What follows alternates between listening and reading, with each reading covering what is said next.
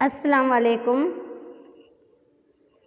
Standard 11 subject economics chapter number 9 जिसका नाम क्या है, कौमी आमदनी, गुजराती में कहते राष्ट्रीय आवक।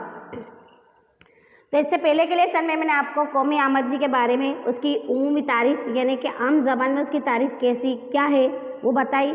इसके अलावा कौमी आमदनी के मैंने मायने आपको पहले बता दिए कि कौमी आमदनी के उमूमी मायने साल के दौरान किसी मुल्क में ज़राअत, सनत और खिदमत की कुल पैदावार की मालियाती कीमत उस मुल्क की कौमी आमदनी कहलाती है। इसके अलावा मैंने आपको समझाया था अल्फ्रेड मार्शल ने अपनी तारीफ़ किसके ऊपर पेश की थी, उत्पादन के ऊपर, पैदावार के ऊपर दी थी। उसके बाद हमने देखा था दूसरा माशियद्दा एरविन फिशर, जिसकी तारीफ़ किसके ऊपर थी, वपराश के ऊपर यानी कि इस्तेमाल के ऊपर मुनहसर थी। और तीसरा था AC पिग्गू, जिसकी पूरी तारीफ़ किसके ऊपर थी, सरमाए के ऊपर दारोमदार रखती थी। उसके बाद हमने देखा कि तीन जो भी माशियद्दा अलग अलग है उनकी तारीफ़ों से हमारे जो नताइज निकलते वो आपको मैंने समझाए।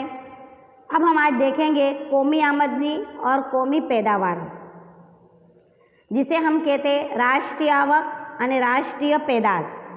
गुजराती में क्या कहेंगे, राष्ट्रीय आवक અને राष्ट्रीय पैदाश। तो सबसे पहले हम देखेंगे कि कौमी आमदनी किसे कहते हैं। तो इससे पहले ही मैंने आपको तारीफ बता दी है कि कौमी आमदनी किसे कहते हैं। तो आम तौर पर यानी कि आम तरीके से कौमी आमदनी और जो कौमी पैदाश है ये एक ही गिनी जाती है, लेकिन हकीकत में दोनों कैसे है, दोनों अलग अलग है। अब सबसे पहले हम देखेंगे, याद रहे कि राष्ट्रीय आवक और राष्ट्रीय जो पैदाश है यानी कि कौमी आमदनी और जो कौमी पैदावार है ये एक ही गिनी जाती है, लेकिन हकीकत में दोनों कैसे है, बिल्कुल एक दूसरे से अलग है। तो सबसे पहले हम देखेंगे कि कौमी आमदनी। तो कौमी आमदनी की तारीफ तो हम पहले ही जान चुके हैं कि साल के दरमियान पैदावार के 4 वसाइल है हमारे पास, ज़मीन, मूड़ी, श्रम और नियोजक। ये 4 मैं बार बार आपको बताती हूँ, यानी कि ज़मीन, सरमाया, मेहनत और मुंतज़िम, ये पैदावार के 4 वसाइल है। क्या है हमारे पास, ये 4 वसाइल, गुजराती में जिसको बोलेंगे 4 साधनों, यानी कि साल के दरमियान ये 4 जो वसाइल है कौन कौन से, ज़मीन, सरमाया, मेहनत और मुंतज़िम। अब इन पैदावारों का जो अतिया होता है, ये चारों 4 जो अवामिल है जो कौमी पैदावार के अंदर जिनका अतिया के बदले जो हमको कुल आमदनी का, ये इस चारों 4 की कुल आमदनी का जो मजमुआ, जिसे गुजराती में कहेंगे सरवाड़ो, तो ये चारों 4 का जो मजमुआ होएगा ये क्या कहलाएगी, हमारी कौमी आमदनी। तो किस तरह से होगा कि जो ज़मीन है उस ज़मीन से हमारे को क्या मिलता है, सरमाया मिलता है। इसके अलावा श्रम यानी कि मेहनत से क्या मिलता है, हमको तनख्वाह मिलती है। और उसके बाद जो है क्या है, सरमाए से हमको क्या मिलता है, सूद मिलता है, ब्याज कहेंगे। और मुंतज़िम यानी कि चारों 4 जो पैसे हमारे इन तीनों के अंदर जो खर्च करता है उसके अंदर यानी कि लगाता है, उसको कहेंगे मुंतज़िम, करने वाला। तो ये तीन में जो पैसा लगाता है उसको जो मिलने वाला है वो क्या कहलाएगा, नफ़ा। तो क्या आएगा, भाड़ो, वेतन, ब्याज ने नफ़ा, यानी कि हमारे को किराया, ज़मीन जो है उससे हम देंगे तो किराया हासिल होगा। इसके बाद हमारे पास जो मूड़ी है यानी कि सरमाया है, तो सरमाए के बदले में हमको क्या मिलता है, सूद मिलता है। श्रम करेंगे यानी कि मेहनत करेंगे तो हमको तनख्वाह मिलेगी। और ये तीन का जब ये हम करेंगे तो इससे हमको क्या नफ़ा मिलता है, रियायत के तौर पर नफ़ा हासिल होता है। तो ये चारों 4 यानी कि किराया प्लस तनख्वाह प्लस सूद प्लस अगर हम नफ़ा करते तो ये चारों 4 का जो मजमू आएगा ये हमारी क्या कहलाएगी, कौमी आमदनी कहलाएगी। बड़ी समझ कि चारों 4 अगर हम यूँ लिख सकते, अगर सवाल आ सकता है तो यूँ लिखेंगे हम कि साल के दरमियान पैदावार के 4 ज़राए हमारे पास, ज़मीन, सरमाया, मेहनत और मुंतज़िम को। अभी चारों 4 से मैंने बताया कि ज़मीन से हमको किराया मिलता है, मेहनत से हमको क्या मिलता है, मेहनत से हमको वेतन मिलता है यानी कि तनख्वाह मिलती है। इसके अलावा सरमाया यानी कि मूड़ी से हमको क्या मिलता है, सूद मिलता है। और मुंतज़िम से हमको नफ़ा। ये चारों 4 इसकी शक्ल के अंदर सूरत में जब हमको मिलती है तो उसकी आमदनी की जब हम मजमुआ करते हैं तो गैर मुल्की आमदनी में उसको शामिल करने से मुल्क में जो इस्तेमाल होने वाली गैर मुल्की ज़राए के बदले की गई अदायगी नफ़े के तौर पर क्या कहलाएगी? कौमी आमदनी कहलाएगी। क्या कहलाएगी? कौमी आमदनी, जिसे हम क्या कहेंगे? कौमी आमदनी। अब इसे हम देखेंगे राष्ट्रीय पैदाश, जिसे हम क्या कहेंगे? कौमी पैदावार। तो साल के दरमियान में वसाइल से मुल्क के मुख्तलिफ शोबों में, मुख्तलिफ कौन कौन से शोबे हो सकते हैं हमारे? सनत, ज़राअत और ख़िदमत, ये तीनों तीन। आखिरी शक्ल की अशिया और ख़िदमत की कुल पैदावार की कद्र का जब मजमुआ हम करते हैं तो हमको क्या मिलेगी? कुल पैदावार मिलेगी। यानी कि तमाम के तमाम किससे हमको हासिल होगा?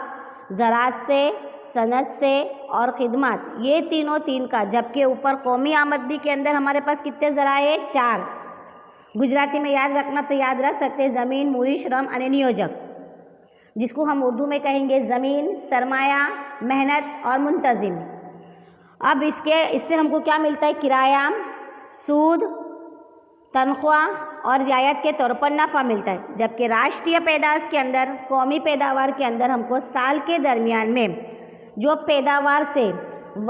पैदावारी वसाइल के ज़रिए मुल्क के मुख्तलिफ शोबों में, मुख्तलिफ शोबे यानी कि कौन कौन से? खेती का शोबा, सनती शोबा और ख़िदमत के शोबे के अंदर हमको जो अशिया और जो ख़िदमत की कुल पैदावार की जो कद्र का मजमुआ होता है उसे हम क्या कहेंगे? कौमी पैदावार कहेंगे।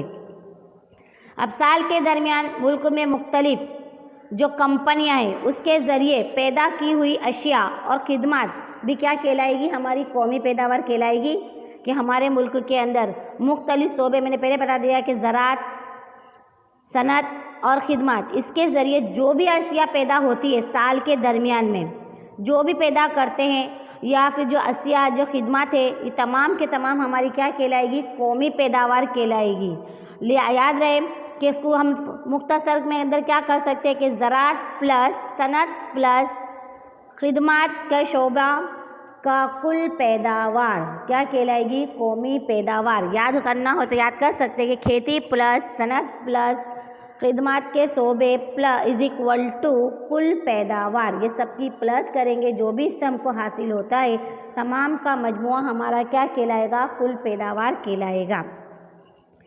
जो रियासत के यानी कि जिसके अंदर हमको क्या? टैक्स भरना ना पड़े, कर वेरा वगैरह ना होए, समझ पड़ी?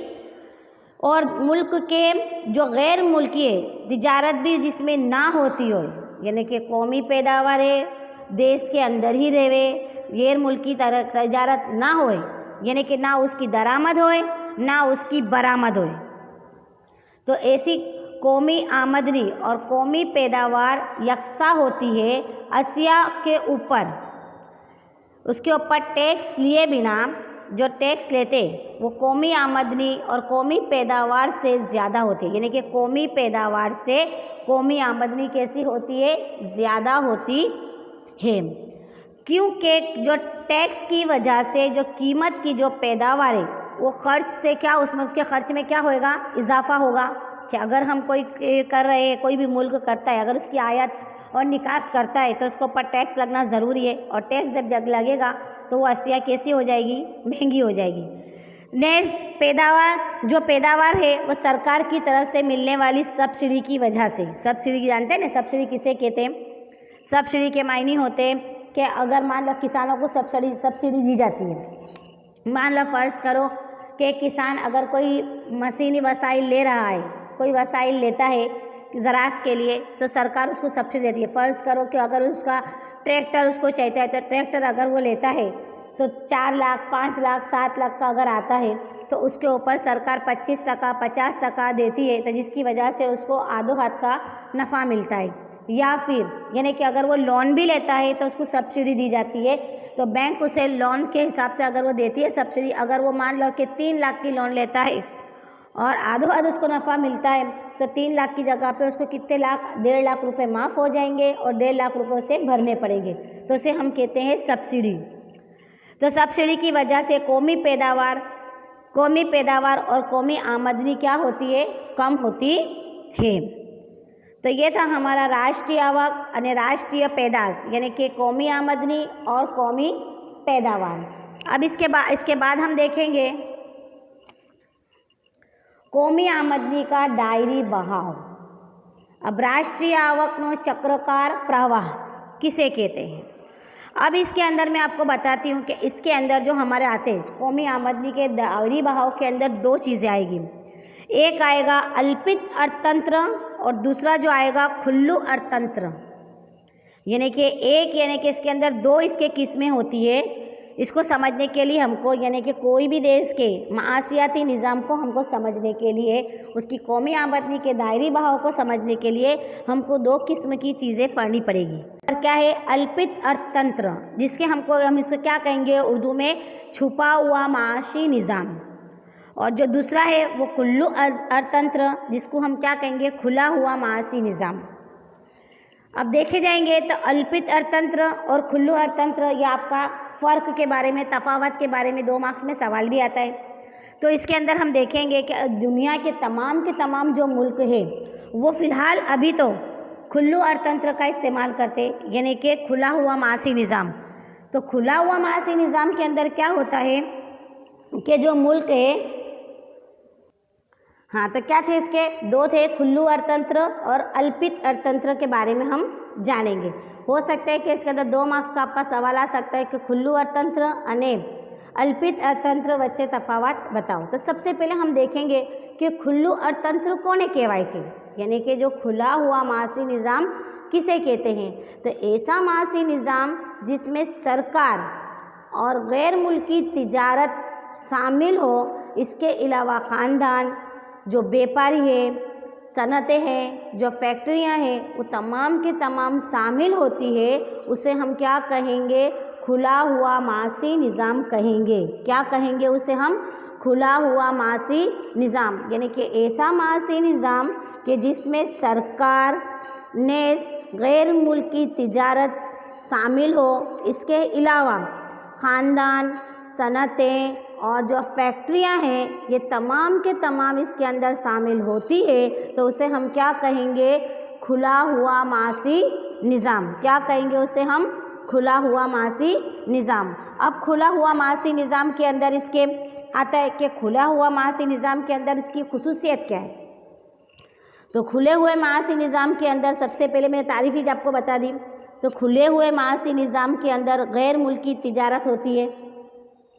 इसके अलावा खुला हुआ माशी निज़ाम में दूसरे मुल्क के साथ दरामद और बरामद करने का है। क्यों कि अगर माशी निज़ाम को हमको ऊंचा ले जाना है तो हर मुल्क दूसरे मुल्क से तिजारत तो जाहिर सी बातें करेगा ही, तो ही उसका माशी निज़ाम ऊंचे आएगा। इसलिए उसके अंदर आयत भी होगी और निकास भी होगा, यानी कि दरामद भी होगी और बरामद भी होगी। फ़िलहाल हर मुल्क, दुनिया का हर मुल्क कौन सा माशी निज़ाम का इस्तेमाल करता है, खुला हुआ माशी निज़ाम का ही इस्तेमाल करता है, क्योंकि उसी की वजह से तिजारत होती है, दरामद होती है, बरामद होती है, और जिसके नतीजे के अंदर उसका माशी निज़ाम जो है वो कहाँ जाता है, ऊँचा जाता है। तो खुले हुए माशी निज़ाम का दूसरे मुल्कों के साथ दरामद और बरामद के ताल्लुकात होते हैं। इसका तीसरा पॉइंट आ सकता है कि खुले माशी निज़ाम के अंदर कुछ काम जो काम होते वो सरकार करती है। कौन करती है, सरकार के ज़रिए होता है। तो ये था हमारा माशी खुला हुआ माशी निज़ाम। तो खुला हुआ माशी निज़ाम किसे कहते हैं कि ऐसा माशी निज़ाम जिसमें गैर मुल्की तिजारत हो, इसके अलावा ख़ानदान, सनतें, फैक्ट्रियाँ, ये तमाम के तमाम अगर शामिल होती है उसमें, तो उसे हम क्या कहेंगे खुला हुआ माशी निज़ाम। और खुले हुए माशी निज़ाम की अगर हम खुसूसियत देखेंगे तो खुले हुए माशी निज़ाम में क्या होता है कि गैर मुल्की तिजारत होती है। खुले हुए माशी निज़ाम के अंदर दूसरे मुल्क के साथ में दरामद और बरामद के ताल्लुकात होते हैं। नंबर 3, खुले हुए माशी निज़ाम में कुछ काम कौन करता है, सरकार के ज़रिए होता है। अब इसके बाद हम देखेंगे अल्पित अर्थतंत्र, यानी कि छुपा हुआ माशी निज़ाम। तो छुपा हुआ माशी निज़ाम के अंदर क्या होता है पता है कि छुपा हुआ माशी निज़ाम यानी जिस माशियाती निज़ाम में सरकार और गैर मुल्की तिजारत में कोई शामिल नहीं होता, जबकि उसके अंदर खुले हुए के अंदर क्या होता है, गैर मुल्की तिजारत भी होती है और सरकार भी उसके अंदर शामिल होती है और जो सनत है, फैक्ट्रियाँ, ये तमाम के तमाम उसमें शामिल होती है, वो खुला हुआ है। जबकि अल्पित यानी कि छुपा हुआ माशी निज़ाम किसे कहते हैं, तो ऐसा माशी निज़ाम जिसमें सरकार और गैर मुल्की तिजारत के अंदर कोई इसकी, यानी कि गुजराती में कहेंगे कोई भूमिका नहीं होती है, यानी कि वो शामिल होते ही नहीं है, उसे हम क्या कहेंगे, छुपा हुआ माशी निज़ाम कहेंगे। उसे क्या कहेंगे, छुपा हुआ माशी निज़ाम। तो कौमी आमदनी के दायरे के बहाव के लिए हमको क्या पढ़ना ज़रूरी है, दो चीज़ें, एक है अल्पित अर्थतंत्र और दूसरा खुला हुआ अल्पित तंत्र, यानी कि छुपा हुआ माशी निज़ाम और खुला हुआ माशी निज़ाम। अब हम देखेंगे कि छुपे हुए माशी निज़ाम के अंदर क्या क्या उसकी खुसूसियत है। तो छुपा हुआ माशी निज़ाम के अंदर गैर मुल्की तिजारत कोई शामिल नहीं होता। नंबर 2, छुपे हुए माशी निज़ाम के अंदर जो दीगर देशों के साथ जो आर्थिक यानी कि जो एक माशियाती जो ताल्लुकात होते हैं वो माशी ताल्लुकात होते नहीं है। इसके अलावा छुपे हुए माशी निज़ाम यानी कि किसके ऊपर है, वो लंबे के लंबा चला करता है, किसके ऊपर, जिसको हम कहेंगे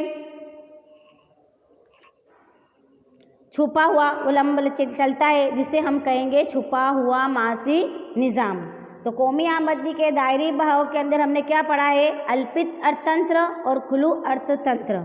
तो इसकी तारीफ भी मैंने आपको बताई और इसके बारे में आपको दोनों के अंदर हमारे आप लोगों को फ़र्क भी पता चल गया, यानी कि 2 मार्क्स आप इस तरह ही आप कर सकते हैं कि अल्पित अर्थतंत्र और खुले अर्थतंत्र के अंदर क्या है। तो खुले हुए अर्थतंत्र यानी कि ऐसा माशी निज़ाम जिसमें गैर मुल्की तिजारत और सरकार शामिल होती है, नए ख़ानदान, ये फैक्ट्री और सनतें जिसमें शामिल होती है, उसे हम क्या कहेंगे, खुला हुआ माशी निज़ाम कहेंगे।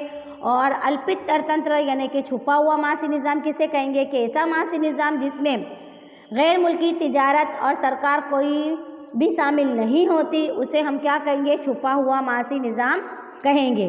अब इसके फ़र्क के बारे में आप लिख सकते हैं कि दूसरा खुले हुए माशी निज़ाम में हम क्या लिखेंगे कि खुले हुए माशी निज़ाम के अंदर दूसरे देशों के साथ में दरामद और बरामद के साथ कोई ताल्लुकात होता है, जबकि इसके अंदर कोई भी ताल्लुकात, कोई ताल्लुक नहीं होता। किसके अंदर, छुपे हुए के अंदर।